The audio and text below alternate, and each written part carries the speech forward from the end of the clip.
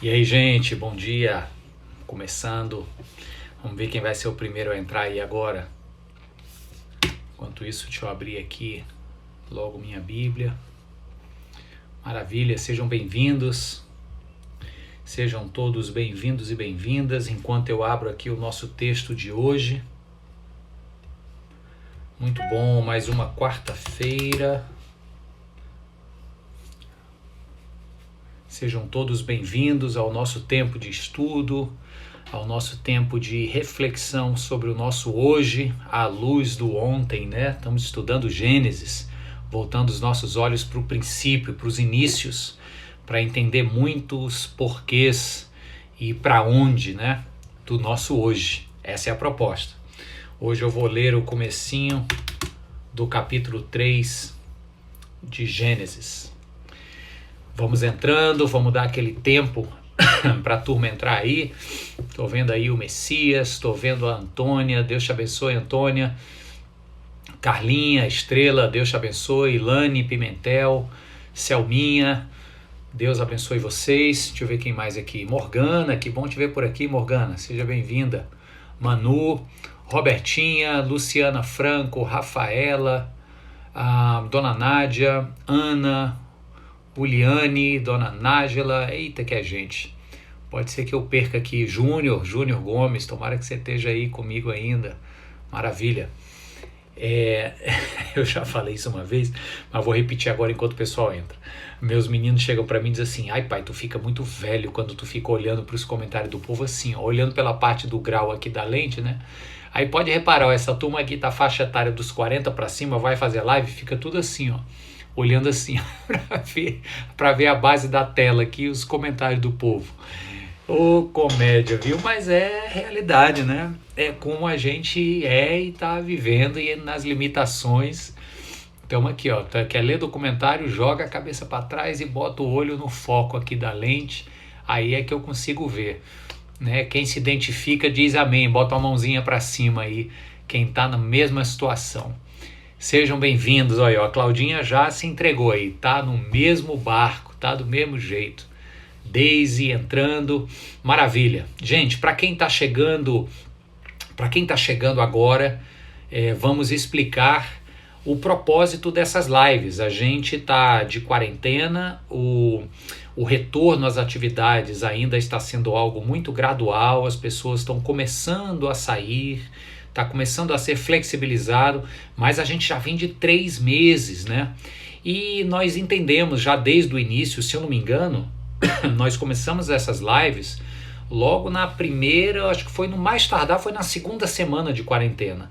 Fizemos as cartas de João, primeira, segunda e terceira carta de João, fizemos as cartas de Pedro, primeira e segunda carta de Pedro, fizemos a carta de Tiago inteira, deu muito pano para manga ali, aquele evangelho prático de Tiago, e agora começamos esse novo conteúdo, que eu acho que a gente vai passar um bom tempo nele, se Deus assim nos permitir, olhando para os inícios. O Gênesis é o livro dos inícios, e como a gente aprende princípios importantes, não é verdade?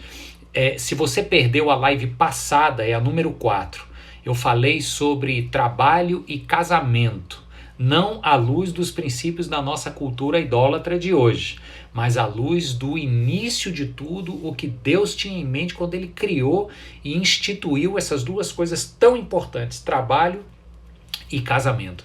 É a live número 4, se eu não me engano é Gênesis #4, tá lá no YouTube da igreja, IP Nova Jerusalém. Se você não viu, depois você vai lá no YouTube, todas essas nossas lives estão ficando salvas lá no YouTube, ok? Vamos começar então. A Dani está dizendo aí, essas lives não deviam acabar, e nem vão, por enquanto a gente vai seguindo aí, não tem data para acabar não. Tem sido muito bom para mim essa disciplina também de estar aqui com vocês, lendo a palavra de Deus e refletindo nela sobre o nosso hoje. Só um lembrete, né? Essas lives não substituem a necessidade que nós temos da comunhão do corpo, e eu não me refiro nem à reunião presencial, eu me refiro aos pequenos grupos, às oportunidades de você estar com um irmão, uma irmã em Cristo, abrindo o coração, orando juntos, louvando ao Senhor, tá? Isso a gente faz nas nossas reuniões públicas, como não estão acontecendo, por questões óbvias, a gente precisa encontrar formas. Então tem as nossas lives que a gente assiste junto, as lives que eu digo dos cultos, né? A gente assiste junto. Enfim, você já entendeu o recado. Vamos lá? Gênesis capítulo 3. Meu irmão perguntando aqui se foi o primeiro. Bicho, tu foi muito depois do primeiro, viu? É o Norton aí. Não, entrou um bocado de gente antes. Como diz aqui no Ceará, o Norton tá lá em Floripa, entrou uma ruma de gente antes de você. Dona Beatriz, estou vendo. Laís Cana, eu ia dizer Laís Cana, então, errei aqui. A Ângel tá aí. Vamos lá, vamos começar capítulo 3 do livro de Gênesis. E hoje eu até fiz essa introdução um pouco mais longa porque eu quero falar sobre uma coisa só aqui. E talvez seja um pouco mais rápido, porém não menos profundo e assertivo no nosso coração. O capítulo 3 é o relato da queda. A gente vem lendo o primeiro e segundo capítulo de Gênesis, fizemos várias intervenções temáticas sobre a bondade da criação, o ideal primeiro de Deus, a ideia inicial do que Deus tinha em mente e tem a respeito do que significa sermos humanos. Só que agora no capítulo 3 entra um segundo grande capítulo dessa história cósmica. Depois da criação vem esse novo capítulo chamado queda. Aqui o coração do homem cede à tentação de querer ser Deus. Então vamos lá, vamos ler. Verso 1, capítulo 3. Ora, a serpente era o mais astuto de todos os animais selvagens que o Senhor Deus tinha feito. E ela perguntou à mulher: foi isto mesmo que Deus disse? Não comam de nenhum fruto das árvores do jardim? Respondeu a mulher à serpente: podemos comer do fruto das árvores do jardim. Mas Deus disse: não comam do fruto da árvore que está no meio do jardim, nem toquem nela, do contrário, vocês morrerão. Disse a serpente à mulher: certamente não morrerão. Deus sabe que no dia em que dela comerem, seus olhos se abrirão e vocês, como Deus, serão conhecedores do bem e do mal. Vou parar aqui. Verso 6 em diante é a consumação do ato. A Eva vai lá e consuma o ato, né? A mulher vê que ela é agradável ao paladar, atraente aos olhos, desejável para se obter discernimento, vai lá e come e dá para o homem. Vou parar aqui, porque eu quero explorar esses 5 primeiros versos para você ver a estratégia da tentação. Eu diria que o tema dessa nossa live hoje poderia bem ser resumido nesta frase, nessa expressão: a estratégia da tentação. Quando o autor bíblico está entregando este relato da queda para os seus leitores, e eu já disse que nós fizemos a opção do viés mais tradicional, que é de autoria de Moisés. Então, quando Moisés está escrevendo isso aqui, ele está com o povo no deserto e Deus está usando estes textos que Moisés está recebendo e redigindo lá no alto do Monte Sinai, para que o povo, lendo isso ou ouvindo a leitura disso, o povo entenda as suas origens e constitua a sua identidade como povo de Deus. Aí ele relata que então como foi que este animal astuto, que é uma serpente, e tem toda uma série de pressupostos mitológicos, tá? A figura da serpente, onde é uma encarnação, uma espécie de materialização do mal, o mal que tenta, né? A palavra Satanás significa o opositor, é aquele que se opõe aos projetos e planos de Deus. A palavra diabo no Novo Testamento vem do grego diabolos, que é aquele que lança um contra o outro. Então veja que tanto Satanás ou Satã, vem da mesma raiz, como diabo, né? Ambos estão personificados ou materializados, melhor dizer assim, na figura aqui mitológica da serpente. Então o povo está lendo isso e está vendo o mal se materializou e tentou os nossos primeiros pais no jardim. Esse é o relato dos 5 primeiros versos de Gênesis. Eu sei, é difícil para a gente de mente moderna, ocidental, entender isso, né? Como é que o diabo está no couro de uma serpente que fala. para nós, para nossa cabeça é difícil, mas eu estou aqui dizendo para você que o mal, aquilo que se opõe aos propósitos de Deus, que são sempre propósitos de vida, aquele que lança um contra o outro, cuja expressão grega é diabolos, este mal, ele se materializa em muitas coisas, seja numa serpente lá no Éden, seja num sistema opressor que legitima escravidão, que legitima racismo. Então você está entendendo, assim, o mal não é apenas uma figura vermelha de chifrinho com um tridente na mão, que, diga-se passagem, é uma construção muito mais da Igreja Romana na Idade Média, essa figura caricata do diabinho vermelho. O mal, ele é muito mais real e sutil do que essa figura medieval. Então aqui Moisés está usando esta figura mitológica da serpente, e ele encontra diversas outras figuras e meios para se expressar e tentar a humanidade. Aqui ele tenta Adão e Eva. Você vai lembrar de um outro momento onde ele também se materializa, nós não sabemos que forma exatamente ele assume, mas lá no capítulo 4 do Evangelho de Lucas, você vai lembrar que o diabo vai, eu diria que pessoalmente, seja lá o que isso significa, que forma é essa, mas ele vai pessoalmente tentar Jesus no deserto. Lembra dessa passagem? Os evangelhos relatam a tentação de Jesus no deserto. Então nós temos aqui duas coisas. Nós temos a tentação do diabo no jardim, com Adão e Eva, e nós temos um outro relato de tentação de Jesus lá no deserto, no início do seu ministério público.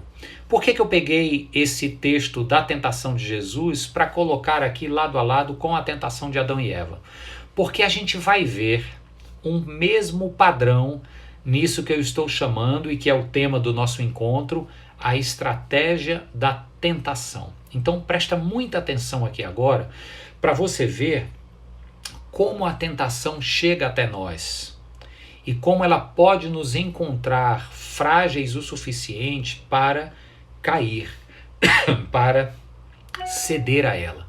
Ele diz aqui, ó, no verso de número 1, logo no primeiro verso ele diz assim: a serpente então pergunta à mulher, olha a pergunta que faz a mulher: foi isto mesmo que Deus lhe disse, não comam de nenhum fruto da árvore do jardim? Que pergunta é essa, senão uma pergunta de dúvida?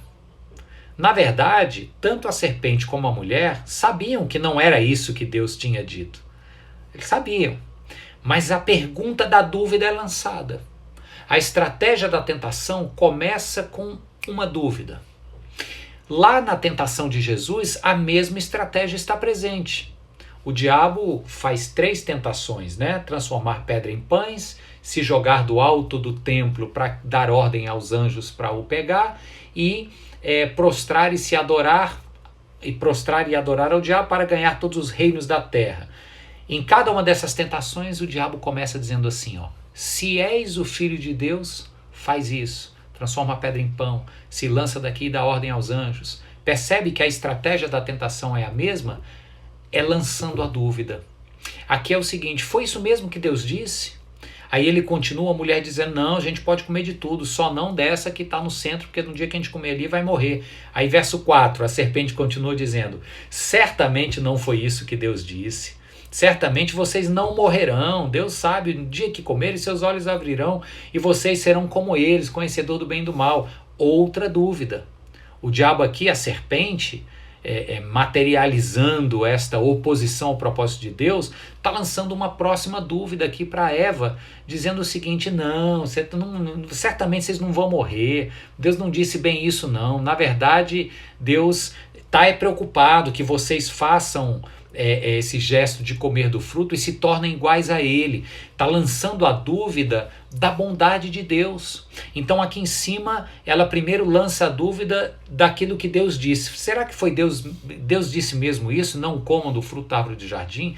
Está lançando dúvida na palavra de Deus. Logo em seguida, verso 4, está lançando dúvidas sobre os bons propósitos de Deus.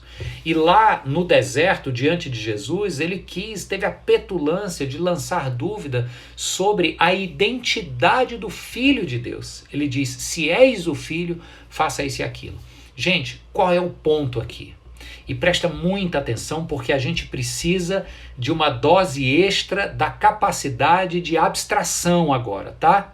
A gente precisa ser capaz de pegar esta narrativa e saber extrair o princípio que está nela para poder aplicar nas nossas vidas, ou num linguajar mais popular. A gente precisa poder pegar esse princípio para vestir uma carapuça aqui agora, tá? Quando nós estamos em dúvidas sobre a nossa identidade diante de Deus e em dúvidas sobre o quanto Deus nos ama e sobre os seus bons propósitos para nós ficamos suscetíveis e fracos diante das tentações. O diabo sabe disso. E todas as vezes que ele vier tentar, ele vai começar tentando abrir esta porta da dúvida. Dúvida a respeito de quem você é aos olhos de Deus e dúvida a respeito do amor e do cuidado de Deus sobre sua vida. Antes dessa live eu estava conversando aqui com a Cíntia, falando um pouco do que ia conversar com vocês, e ela me lembrou uma passagem similar e interessante. Ela está estudando o livro de Atos para fazer as lives com as mulheres, terças e quintas, 6 da tarde, propaganda feita. E ela lembrou do casal Ananias e Safira, lá no capítulo 5 do livro de Atos. Eles, à semelhança de todos os outros cristãos ali, eles vendem as suas propriedades e levam o apurado aos pés dos apóstolos para que eles transformem aquilo em cesta básica e fizesse e acontecesse ali na comunidade de Jerusalém no primeiro século. Mas o Ananias e Safira, eles cometem um pecado horroroso, eles caem numa tentação de ganância, porque eles vendem a propriedade, mas eles entregam só uma parte do dinheiro, eles ficam com o resto. E aí vale esse questionamento que a Cíntia me lembrou aqui. Foi a dúvida que talvez o diabo ou a força maligna plantou no seu coração, dizendo o seguinte: será que Deus vai cuidar mesmo? Será que eu não preciso ter uma poupançazinha aqui? Eu vou vender tudo, mas vou guardar um pouco, porque talvez eu esteja em dúvida quanto ao cuidado e o zelo de Deus sobre minha vida. Percebe como a dúvida abriu esta porta para que eles caíssem na tentação? Então, claro, aqui nós não estamos criando um padrão de que você tem que vender tudo, entregar 100% e não ter dúvidas de que Deus vai cuidar de você. Não é isso. Foi apenas um outro ponto onde a gente pode tirar princípios para entender essa grande verdade, e essa verdade eu vou repetir aqui agora. Toda tentação que nos leva a cair, a escorregar, a sair dos caminhos de Deus, os caminhos dos propósitos de Deus para nós, ela começa com uma semente de dúvida na nossa mente, no nosso coração. Dúvida a respeito do quanto Deus me ama, dúvida a respeito do quão bom é o cuidado dele para comigo, dúvida a respeito da minha filiação. Gente, deixa eu explorar esse tema aqui com vocês agora e pedindo que você pense nos seus pais. Invariavelmente, seja para bem ou para mal, a gente sempre faz um pouco da transposição da nossa relação, da relação de Deus Pai conosco na nossa relação com o nosso Pai terreno aqui. Então, pessoas que tiveram experiências ruins, às vezes terão dificuldades de ver Deus como Pai, etc. E aí Freud explica, né? A psicologia entra um pouco nesse viés. Mas o que eu quero propor a vocês é apenas um exercício didático aqui, tá? Pessoas que têm dificuldades ou porque nunca conheceram os pais, ou o pai, ou porque foram maltratadas pelo pai, ou porque foi rejeitado pelo pai, essa pessoa, obviamente, vai ter sérias questões de confiar no pai, não é verdade? E a gente vê, claro que existem exceções à regra, mas a gente vê pessoas com um relacionamento maculado com seus pais reproduzindo vícios e comportamentos viciosos na sua vida cotidiana. Repito, existem exceções, mas como o próprio nome diz, são exceções à regra. A regra é pessoas que têm dificuldade de sedimentarem a sua identidade de filhos, filhos de um pai, do qual elas não têm dúvida alguma do amor desse pai para consigo, pessoas que têm dificuldade nisso, normalmente reproduzem padrões viciosos em suas vidas. Exceções à parte, essa é a regra. Eu assisti, por indicação da Robertinha, uma série junto com a Cíntia que falava isso. Uma moça jornalista tinha graves problemas de rejeição na sua infância com a mãe e ela cresce uma pessoa absurdamente doente, né? Alcoólatra, que se automutilava, que não conseguia manter um relacionamento amoroso fixo com ninguém. Então, você vê aí, eu quis trazer esse assunto tão indigesto, né, 1h da manhã, mas apenas para reforçar esse ponto, de que quando existem dúvidas a respeito do amor do Pai para comigo, a minha vida se torna uma porta aberta para as tentações do cotidiano. Agora, olha como é imensamente verdadeiro o contrário. Quando eu estou firmado na minha identidade, e eu sei que eu sou filho de um pai que me ama, não importa o que aconteça, não importa o que eu faça, não importam meus erros e acertos, eu jamais duvido do amor dos meus pais para comigo, as tentações vão encontrar aqui uma barreira forte. Porque eu vou olhar para aquilo que se coloca como tentação e vou dizer, rapaz, eu não preciso disso para me afirmar. Eu não preciso dessa, digamos, dessa pulada de cerca para me sentir amado. Eu já sou amado. Seja pelo meu cônjuge, e aí a minha identidade de cônjuge está alicerçada no amor, ou eu já sou amado pelos meus pais e a minha identidade de filho está alicerçada no amor incondicional dos pais. Percebe? O inverso é muito verdadeiro. Então, voltando para o texto bíblico aqui, essa é a estratégia do inimigo para nos fazer cair em tentação. Lançar dúvidas sobre a nossa identidade de filhos. O diabo chegou para Jesus e disse, se és o filho de Deus, faça isso e faça aquilo. Então, quando a gente está em dúvida sobre a nossa identidade de filhos, a porta se abre para as tentações. Mas também o que ele fala para Eva aqui no jardim. Foi isso mesmo que Deus disse? Não, foi não. É porque, na verdade, Deus não quer que vocês prosperem, floresçam. Por isso que ele não quer que você coma disso aqui. O que o diabo está fazendo? Lançando dúvidas sobre o cuidado e o amor incondicional de Deus sobre o homem. Quando essas dúvidas encontram espaço no nosso coração, a porta para as tentações se abre. Exemplo prático disso aqui. Isso, o nome da série. Exemplo prático disso aqui, ó. Vamos colocar aqui um exemplo bem prático. Eu gosto de trazer para o nosso cotidiano aqui. Então vamos pensar o seguinte. O sujeito é um comerciante. E aí aparece para ele uma possibilidade dele fraudar o imposto de renda. Realidade do nosso país.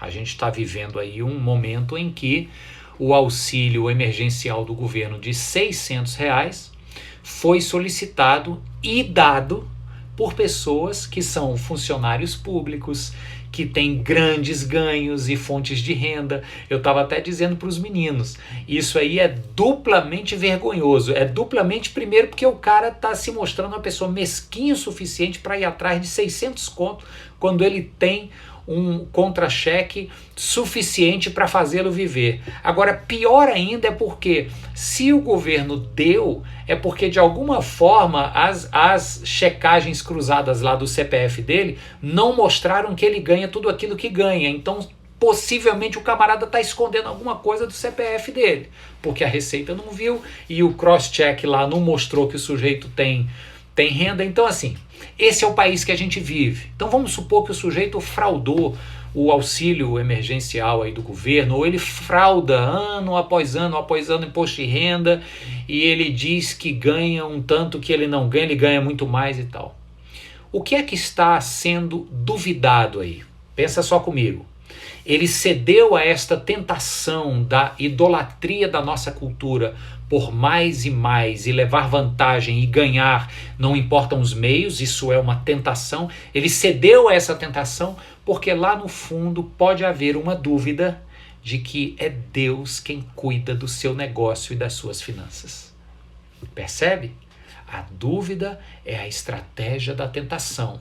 É o que abre a porta para a gente escorregar para dentro de atos fraudulentos e pecaminosos. Então, esse foi um exemplo que eu quis trazer para você, mas agora que você entendeu o princípio, nós vamos encerrar essa live com um desafio. Que dúvidas podem estar encontrando eco aí na tua caixa craniana ou nas câmaras secretas do seu coração e fazendo você questionar o amor e o cuidado de Deus por você e fazendo você questionar a sua identidade de filho amado. Se alguma dúvida te leva a questionar isso, e você dá lugar a esse questionamento e começa a desconfiar se de fato Deus te ama o tanto que ama, se de fato Deus vai prover o tanto que Ele diz que vai prover, se o amor de Deus está condicionado ao seu mérito e às suas performances e realizações, se você está dando lugar a essas dúvidas, cuidado, porque a porta da tentação está escancarada e você pode acabar reproduzindo padrões viciosos, cometendo erros, pecando e se afastando dos propósitos lindos que Deus tem e para dentro dos quais Ele quer que você entre. Pense isso, reflita. Não tenha dúvidas de que você é um filho, uma filha amada de Deus. Não importa o que o seu pai ou seus pais daqui terrenos fizeram, rejeitaram, abandonaram, violentaram, espancaram. Deus tenha misericórdia da sua vida. Os traumas são grandes, reais, mas ainda assim isso não muda a verdade de que você é um filho, uma filha amada deste Pai que não condiciona o amor, que não é iludido a respeito das expectativas que tem para contigo. Não importa o que você faça, bem ou não vai fazer com que Ele te ame mais ou menos, Ele te ama. Não duvide disso e não duvide do quanto Ele cuida das nossas vidas, porque assim a gente pode caminhar e quaisquer tentações que vierem, a gente pode dizer, vai de reto daqui, Satanás, porque eu não preciso disso para me afirmar ou para me sentir amado. Eu já sou amado e já sou afirmado como um filho em quem o Pai tem prazer. Ô, bênção! Bom demais essa palavra, gente. Bom demais a gente encarar essa quarta-feira com essa verdade nos nossos corações. Nós não precisamos de meios escusos para nos afirmar emocionalmente, sentimentalmente, financeira ou profissionalmente. Nós somos amados e o Senhor cuida de nós. Amém? Deus abençoe sua vida. Esse foi o comecinho do capítulo 3 de Gênesis. Depois a gente vai seguir com mais dessa narrativa sobre a queda. Vamos orar agora. Depois da nossa oração a gente encerra. Feche os seus olhos aí onde você está. Deus querido, Deus amado, essa palavra de hoje não é fácil, Senhor. Não é fácil porque a gente lida com áreas tão sensíveis das nossas vidas. O quanto a gente escorrega para dentro de compulsões, de padrões pecaminosos, vícios, pelo simples fato de que em algum momento na nossa história a gente questionou o teu amor por nós, a gente questionou a nossa filiação e questionou a grandeza e o amor e o zelo do cuidado do Senhor para conosco. Nós te pedimos perdão por isso. Pedimos que o Senhor tenha misericórdia das nossas vidas, Pai, e nos coloque de pé agora nessa quarta-feira, absolutamente convictos de quem nós somos aos teus olhos e do quanto o Senhor sempre cuidou e continuará cuidando das nossas vidas. Portanto, não havendo mais essas dúvidas, Senhor, que se fechem as portas da tentação. Em nome de Jesus, Senhor, nós te pedimos que haja em nós essa compreensão firme para que quando o diabo se levantar, seja no formato que for, saibamos identificar e possamos resisti-lo, uma vez que nos submetemos ao Senhor. Em nome de Jesus oramos assim, a Ti agradecemos Pedimos, ó Deus, para que haja cura nessas pessoas que estão enfermas, tantos nomes que chegam até nós. Eu quero orar especialmente pela Dona Graça. O Senhor a conhece e eu oro para que o Senhor tire ela, ó Deus, deste hospital. Oro pelo meu sogro, seu Célio, que o Senhor o cure completamente, guarde a vida da minha sogra, Dona Wilma, e o Senhor possa trazer restauração completa para essa casa. Em nome de Jesus, amém. Amém e amém. Deus abençoe sua vida. Um beijo grande e até o nosso encontro da sexta-feira. Vamos continuar lendo o capítulo 3 de Gênesis. Beijão. E se você não viu a live passada, vai lá no YouTube, já está lá Gênesis 4. Te indico fortemente, tá bom? Hoje é quarta, tem culto de oração, às 8 da noite, entramos ao vivo. Hoje uma palavra sobre os milagres de Jesus. A parte que você ainda não entendeu. É isso que nós vamos falar hoje, ok? Até lá, um beijo grande, tchau, tchau.